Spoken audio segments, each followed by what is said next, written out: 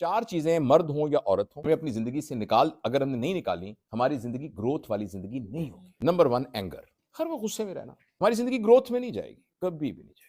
Firm होना और बात है, डिसिप्लिन होना और एंगर में होना नेगेटिव बात, उससे कुछ फायदा नहीं होता। जिस पर आप नाराज हो रहे होते हैं वो उस पर वहशतकारी कर रहे होते हैं, लिहाजा अगर आप चाहेंगे कि गुस्से से उसको कन्विंस कर लेंगे, कभी भी नहीं कन्विंस कर सकते। मे बी वो चुप कर जाए आपकी वजह से। गुस्सा मसगरे की फप्ती होती है जो कि चुप करा देती है मगर कायल नहीं करती। फुल झड़ी होती है जो आंखें चुंधिया देती है मगर नजर कुछ नहीं आता। तो गुस्सा तो कुछ भी नहीं होता, काउंटर प्रोडक्टिव चीज है। आप चाहे मैं गुस्सा करके मैं ठीक कर लूंगा, कभी भी आप ठीक नहीं कर सकते, इम्पॉसिबल। जो इम्कान है वो भी खत्म हो जाता है। नंबर 1 गुस्सा।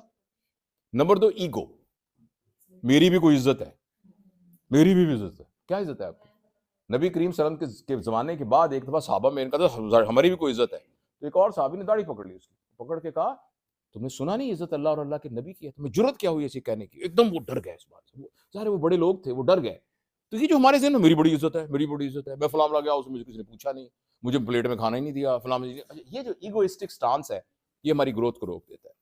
तो एक एंगर, एक ईगो, एक कंप्लेंट, हर वक्त शिकायत, और एक ब्लेम, इसका ये जिम्मेदार है। इसका ये चारों नेगेटिव साइकोलॉजिकल फिनोमेना है। जब हम ब्लेम करते हैं तो हम कहते हैं मेरे हालात खराब होने की वजह वो है, जब तक वो चेंज नहीं होता मैं चेंज नहीं हो सकता, क्योंकि उसने चेंज होना नहीं, लिहाजा मैंने भी नहीं कभी चेंज होना।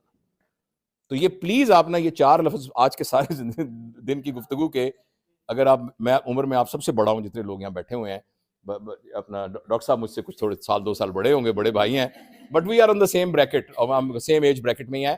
तो इसलिए मैं थोड़ी सी ना उस अपने सफ़ेद बालों की वजह से थोड़ी अथॉरिटी भी यूज़ कर सकता हूँ। तो जिस तरह मैं अपनी बेटियों या बहनों को कह सकता हूँ, तो वैसे भी कह सकता हूँ कि ये चार चीज़ें अगर हम अपनी ज़िंदगी से निकाल लें नेक्स्ट टाइम, आप देखिएगा आपकी ज़िंदगी में ना सुकून नहीं, मोजज़े होने शुरू हो जाएंगे।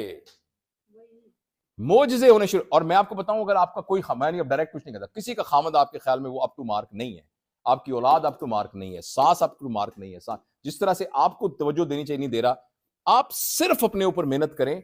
और ये एक ऐसा जबरदस्त रिस्माती काम है, मेहनत आप अपने ऊपर करेंगे, तब्दीली दूसरे में आनी शुरू हो जाएगी। वही आपकी सास जो आप समझते हैं कि उसको मेरी कोई परवाह नहीं, कहेगी बेटा मैं तो बड़ी भूल रही थी, तू तो बहुत अच्छी है।